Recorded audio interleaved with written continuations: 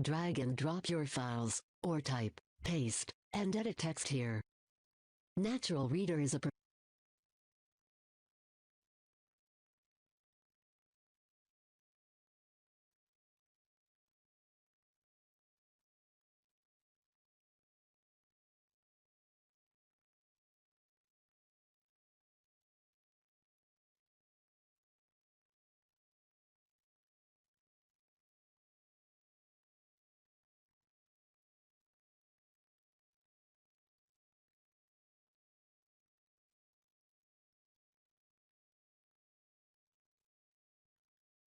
neat.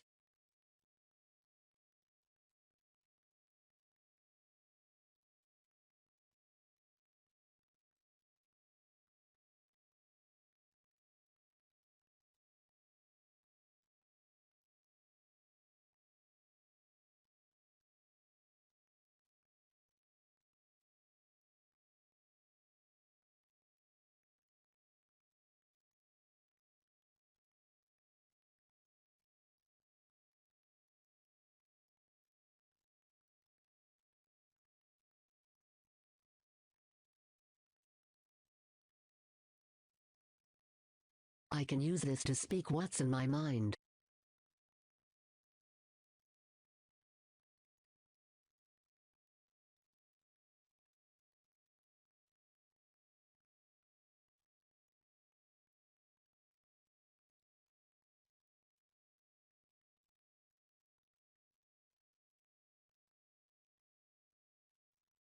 Yo.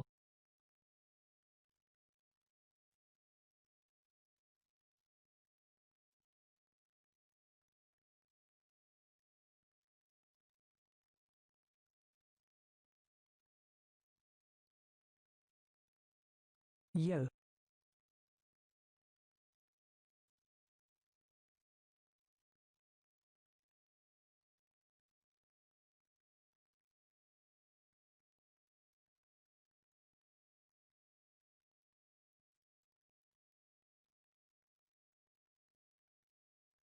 Yo, yo, yo, yo, yo, yo, yo, yo, yo.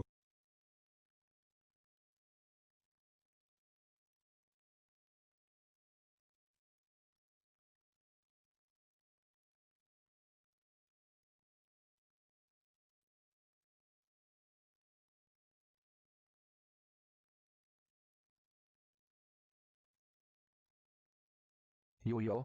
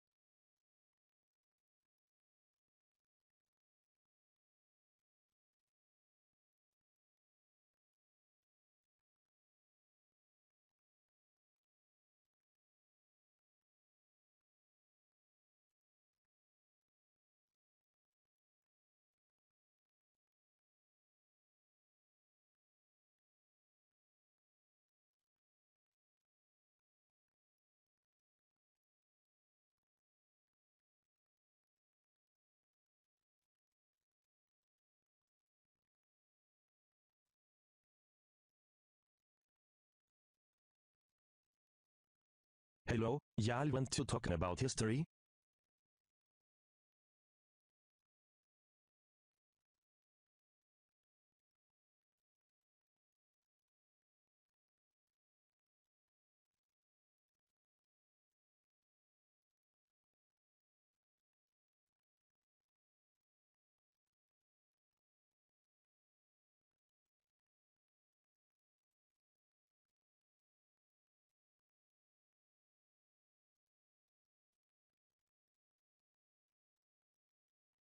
Bečika G History.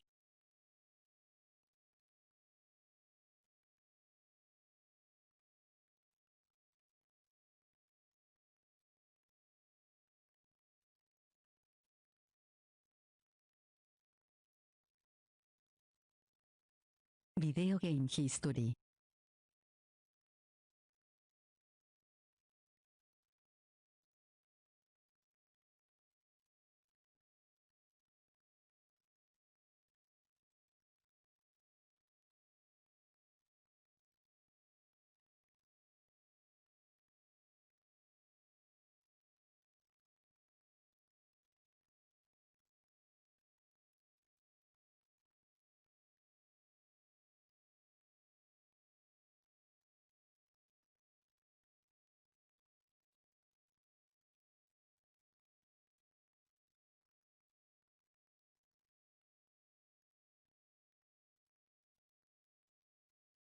How about Mario?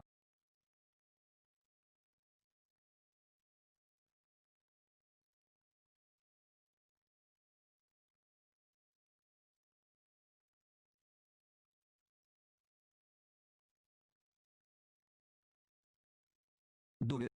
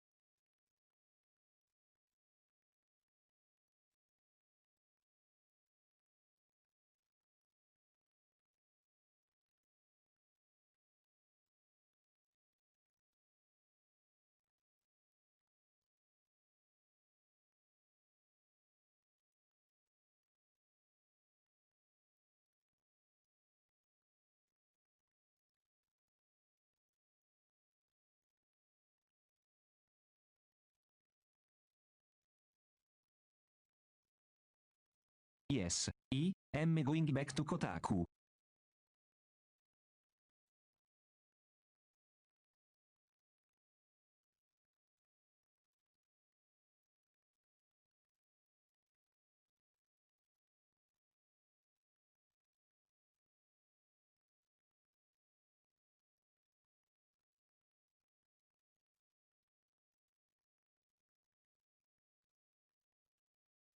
Gigaleac.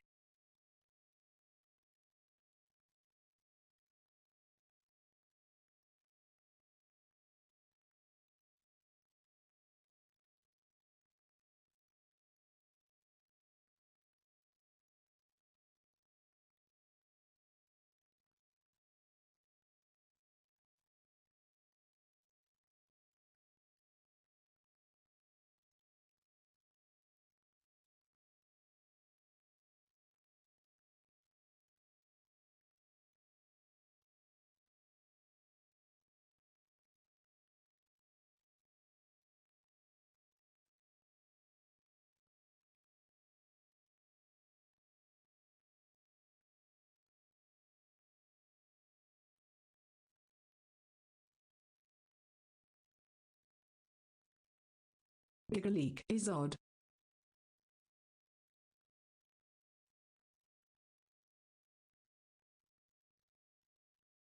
Gigaleak is odd.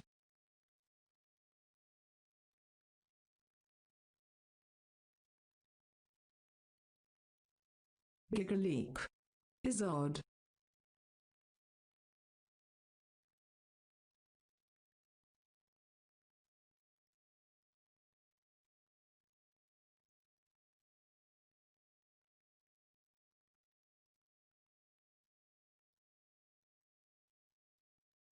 The voice for Gigaleak is neat.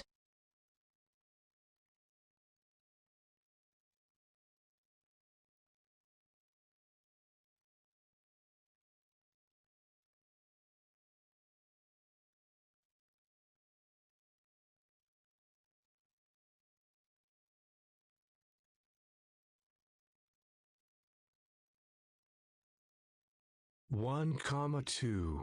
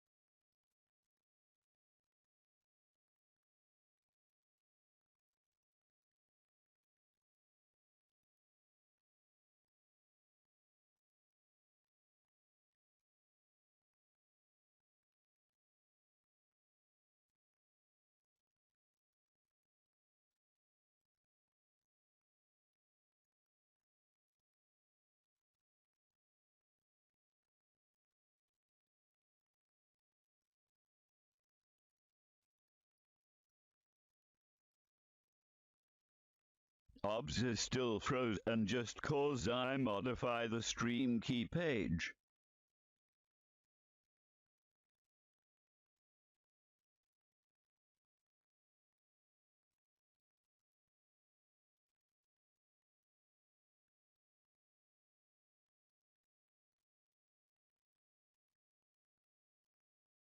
Ha, ha, ha, ha, ha, ha, ha, ha, ha.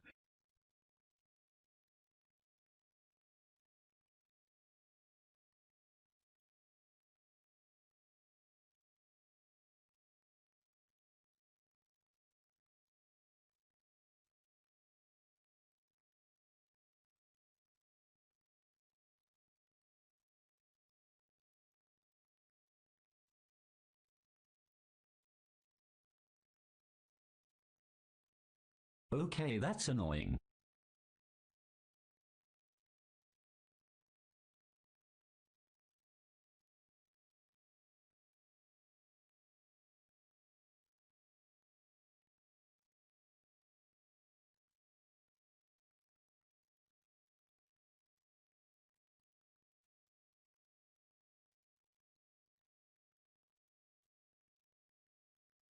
Let's go back to Mario.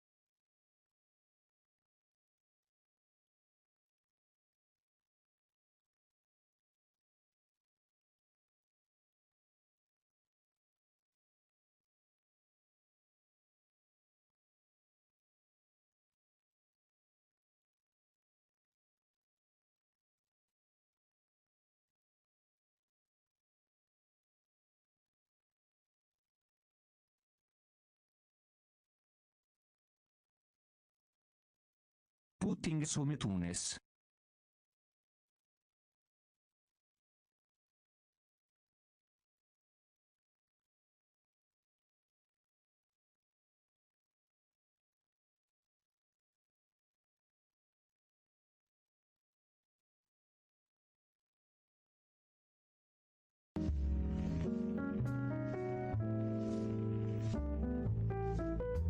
Music tunes.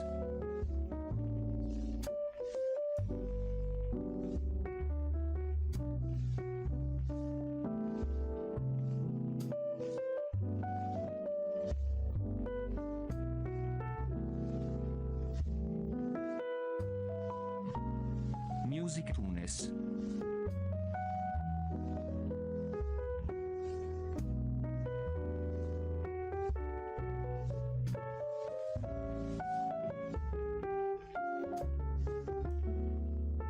Ton.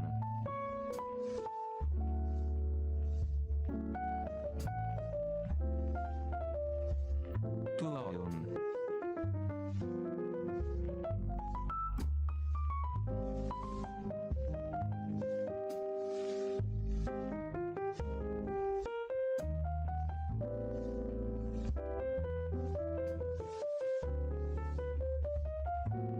Cartolon tuon pi.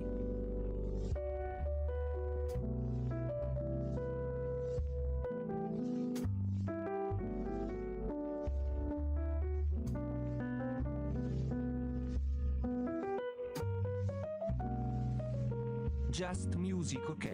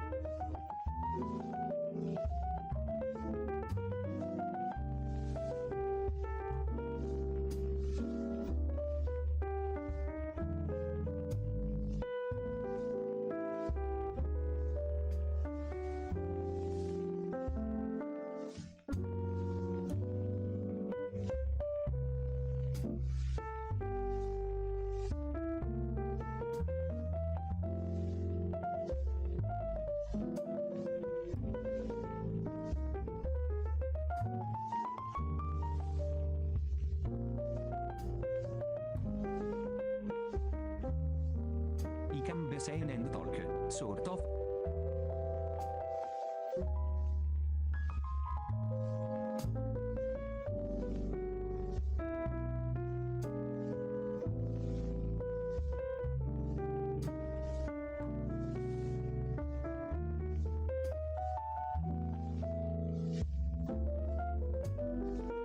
He can be sign and talk, sort of.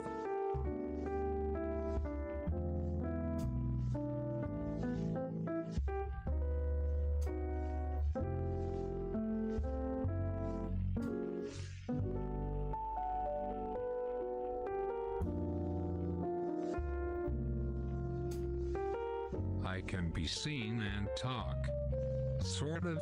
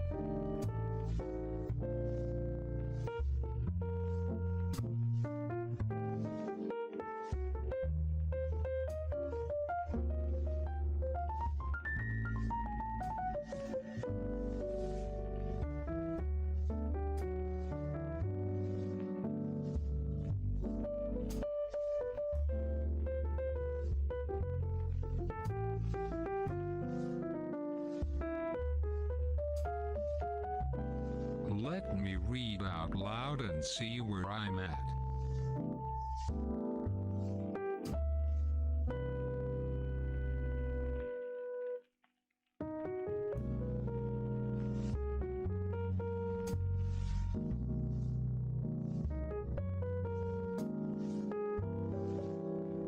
Let me read out loud and see where I'm at.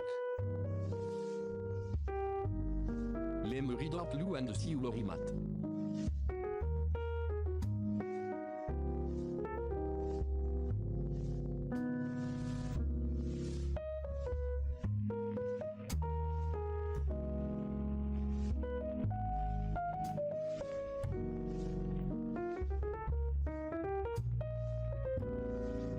www.readperson.org.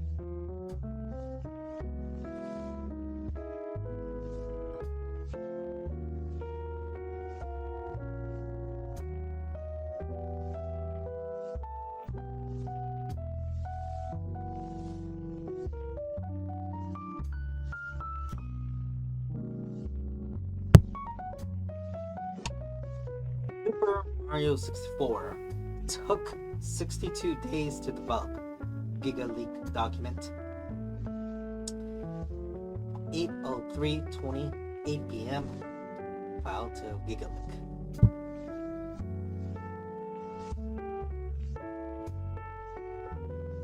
Super Mario 64 is arguably one of the best games of all time, not only due to how fun it is, but also because of the technological leap it's represented for the platforming genre. According to a document included in the recent Giga Leak, however, this project took less than 2 years of actual development. This monumental project took less than 2 years of actual development. This discovery was first shared by Twitter user Ekumber, who tweeted a screenshot of a text file that appears to detail the development period of Super Mario 64 for copyright purposes. The Nintendo 64 launch title's purpose of creation, the document reads, started on September 7th, 1994 and lasted until May 20th, 1996, which was 1 month before the game's June 23 release in Japan. All told, 62 days. The text file also says that the work on an additional revision took place over another 15 days, spanning from July 15, 1996 into July 29. Oh man, my heart. One might assume this was preparing Super Mario 64 for its September 29th release in North America. Thanks to the file called copyright in the Super Mario 64 folder, we know exactly the days when SM64 development started and ended. The project began on September 7, 1994 and was finished on May 20th, 1996. pic.twitter.com/3QL4GKRLE3. E3.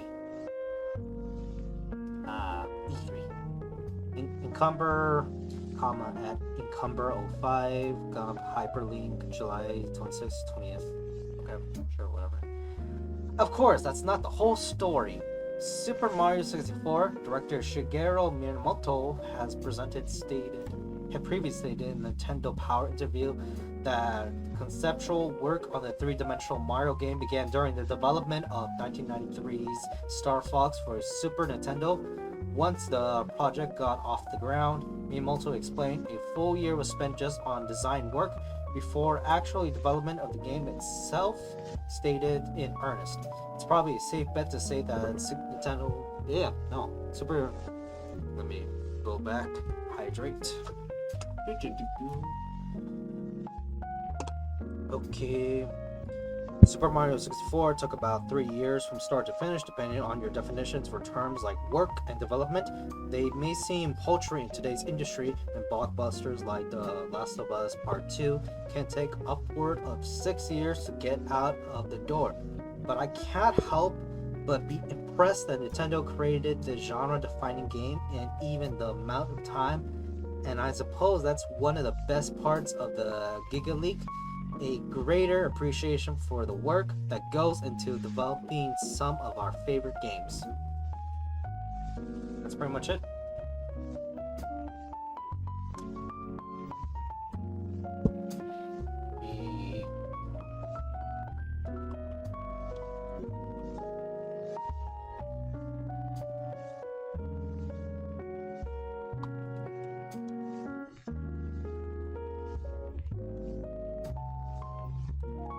Say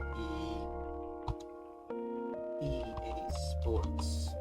It's the money.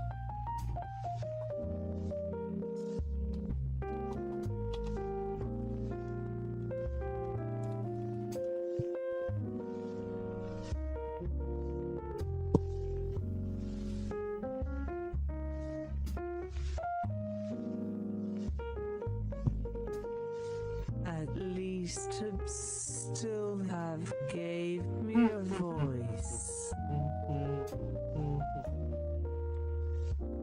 Yeah, shockingly, that's my real voice. My real voice whenever I go to Canada. I don't know. It seems that this does work. Shocked. But my video does not come up. And also, it doesn't register anything really. So, what is up? What is up, man?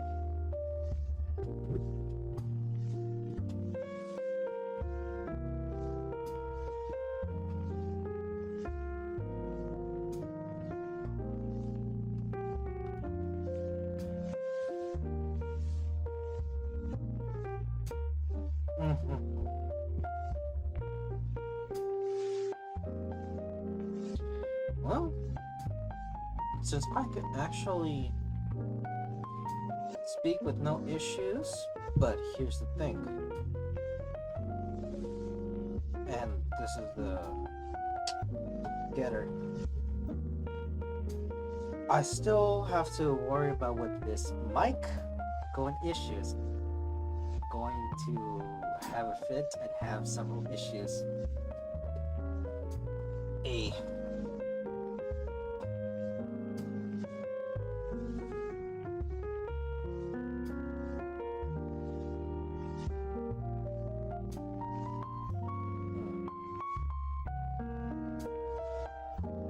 Yes, I just hear myself lay back, and what is it? I got to also figure out what's the volume different, because I mean, there is not much in a tone. I mean, you know, regardless of what microphone tone you actually speak to, I speak way differently in person. It's amazing. Yeah. Let me also move this. Come on. Ah.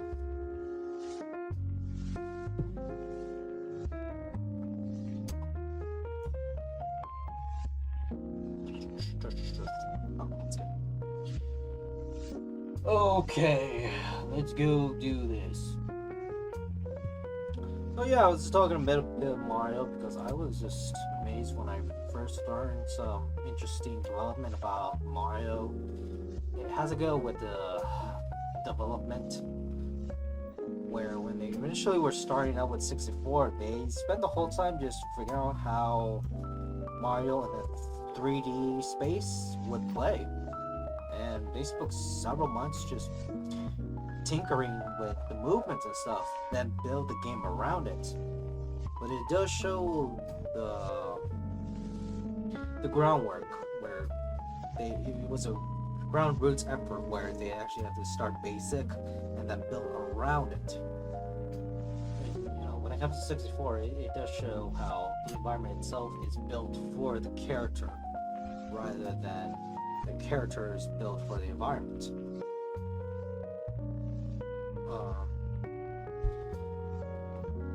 And you know, some of the let's play / speed runs, because both of them actually does show, you know, how an individual person actually plays. It usually plays differently. That's why 64. And some of the other games are pretty good, because you know you have the other 3D games like Sunshine, Mario Galaxy, and then Odyssey. Which, you know, for Odyssey also takes some time. A lot more people will appreciate way more later on. It could also be with the level of content, because what is it? Mario Galaxy series. Yeah, it had a few than just one game. And yeah, then you also have 64, where part of it has to do with modding video along with different versions. Like you have the 3DS, I forgot which one was it for. Oh, standard DS. Back in the day, I actually, when I got a 2DS, I actually did play it. Had to go to a GameStop and buy the actual cartridge. And you know, it was actually pretty fun. First time I played 64. But then, now I just play it on my handheld. Alrighty. Let me see how this goes. Let's see how this goes, how this runs.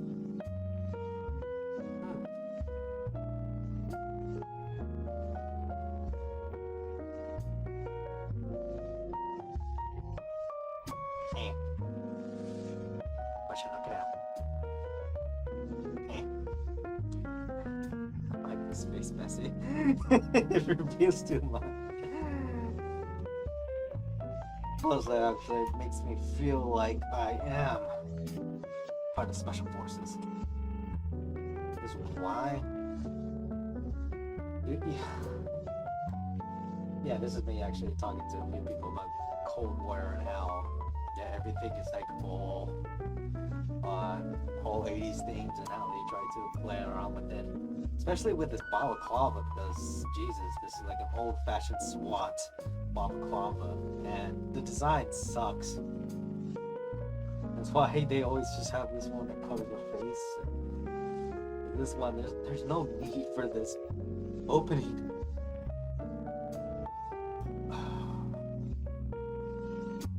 But yeah. At least I could use this as a head covering when it's winter, but no. If you're in Afghanistan during the middle of summer in the southern region, yep, you really don't need this. Oh man, I can also imagine in Iraq. What is it, Syria? Sure. But oh well, these things have a place.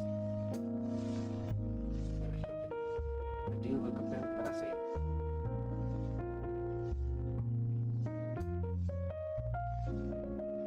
Oh, benefit all? Nah. Yeah, okay. Oh yeah, also you can tell this bigger opening because I realized this actually morphs. And that's another reason why people like it. I want to fit it to actually see how this goes.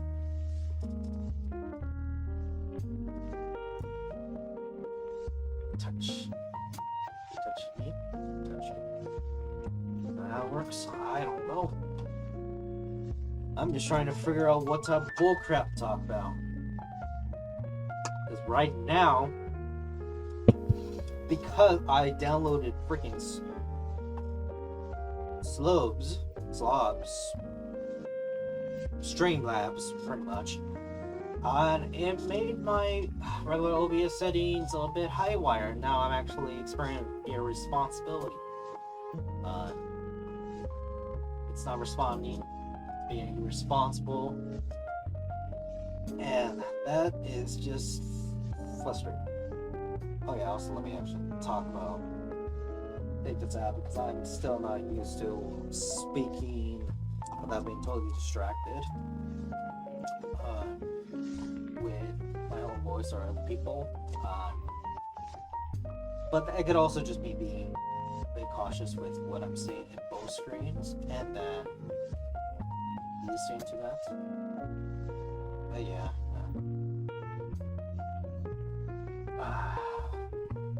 But it looks like since you can actually see me, I can talk. And in the future, because I've actually got pretty good at this now.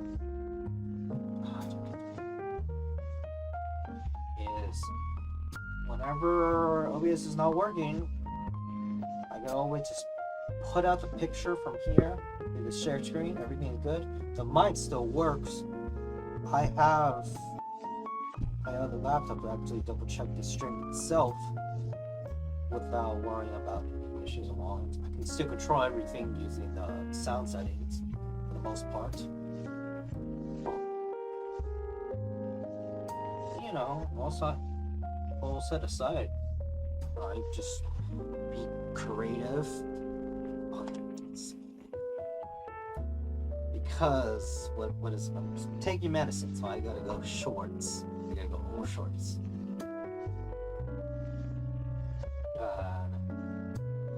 Yeah, you know, I'll be creative and actually try to find my own voice in the stream. And also So yeah, I actually learned about this voice thing, which it's Natural Reader, the website itself, and there's no issues. The only thing has to do with the volume on when I play music in the background and playing this, but I can control the volume from the YouTube player. So at least that's good. Besides that, what is it? I'm still doing some tests, but I do believe that I do have a mic solution. And yeah, you could actually see some of my streams where the whole time I am testing that sort of thing, and when I'm not, like there's one stream where I just decided just to voice record from my phone and camera just so I won't have any issues. I did that, but it's always good just to test out new things, even though it's, I wouldn't say not safe, but rather it's outside the comfort zone, especially being in a situation where you can be a bit pressured, like, oh man, I gotta still be streaming and make sure that the stream and recording doesn't get messed up while still fixing what I can do. I am an amateur on this, but I am getting a clear sense how to actually still move on via streaming.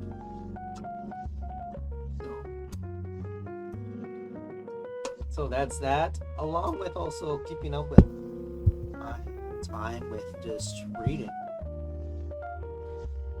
So yeah, I just talked about the Mario thing, because of the whole development that was just coming up in my mind. So I'm like, oh man, I saw Mario here in this reader thing. I'm like, yeah, let's just talk about our history and development. I mean, that's why I liked it. Along with the subject of theater is between Shira and Palatina. Yeah. So let me see. Now business.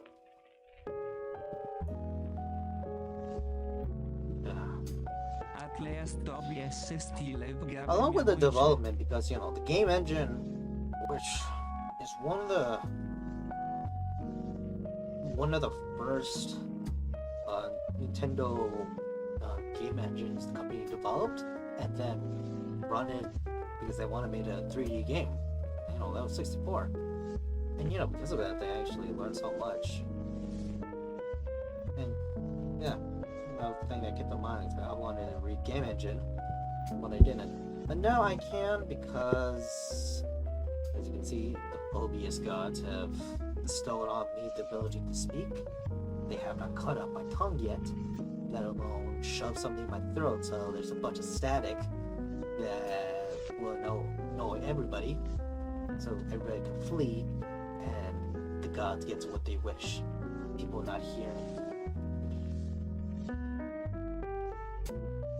That's why I gotta make this cut hole here so I can make sure people can actually hear me even when not speaking, and also show that what I really care about, seeing you in my mouth, speaking to you.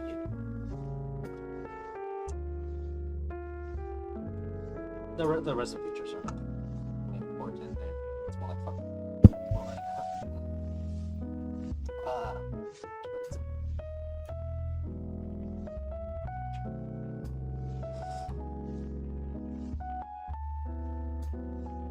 it's not the focus. And also just to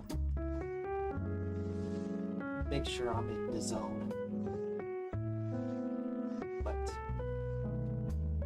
what I'm learning with this is that I've started to get more comfortable when speaking.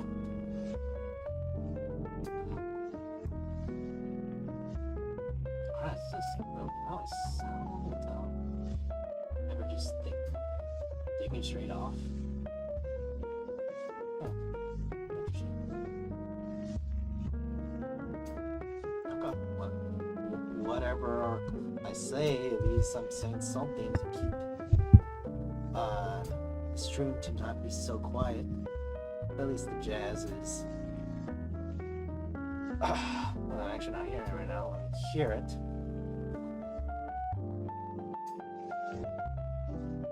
Okay. Yeah.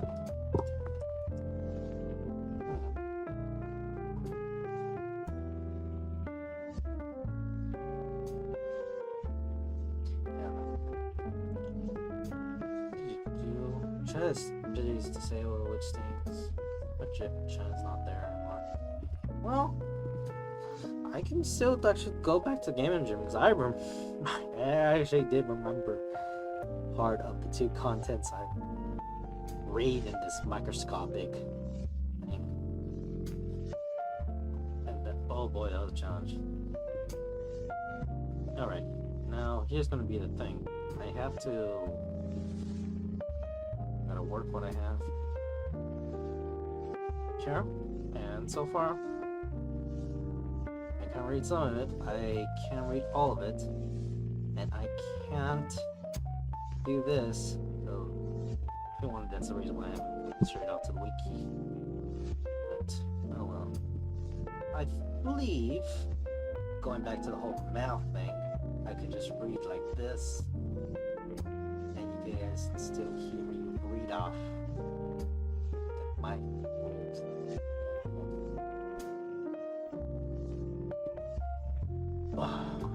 okay. Game engine. The game engine, also known as a game art.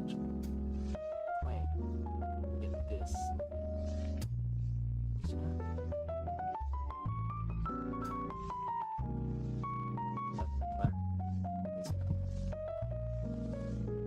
See my face, so it's you can see my mug, so I got it. Game engine.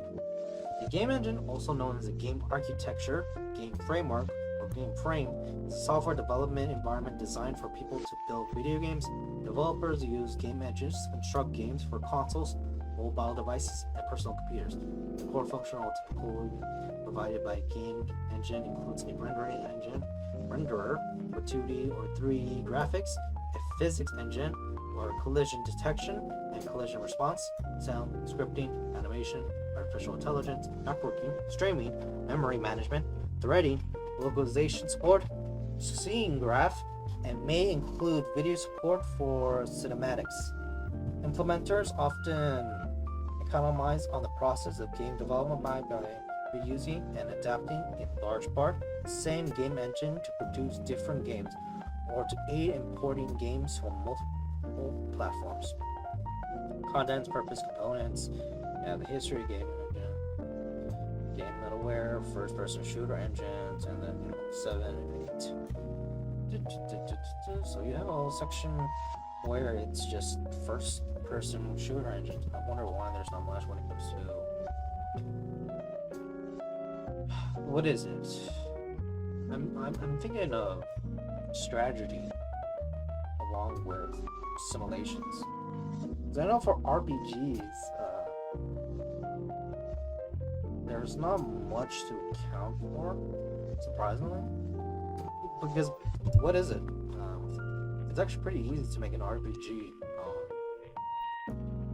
a vanilla RPG, especially when it comes to turn-based mobile phones. But anywho, I only got 3 minutes. Let me see. Actually, yeah. Let me see if I can read all this. Read all this all at once. So I'm gonna be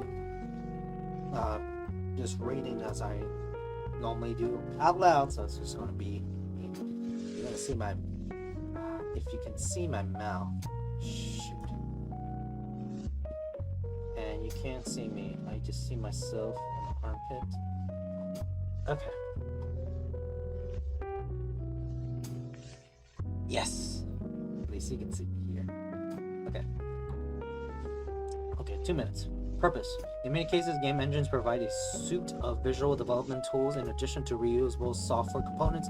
These tools are generally provided in an integrated development environment to enable simplified, rapid development of games in a data-driven manner.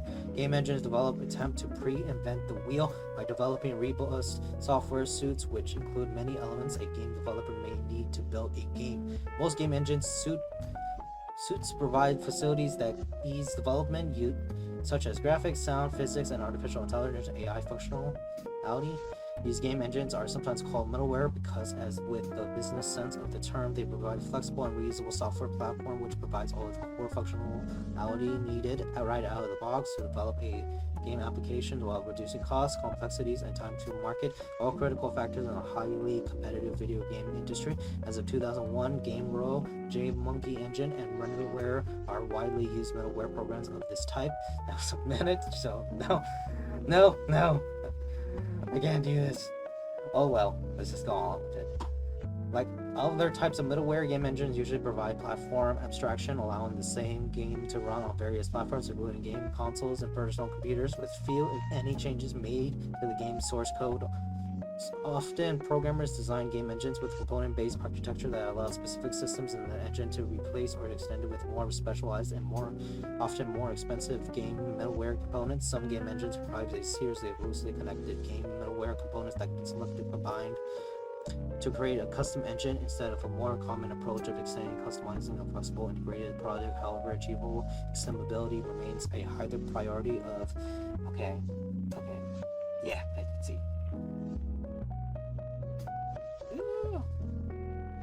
Okay, yeah, no wonder it's pretty hard to read if I'm trying to get close to the camera. So.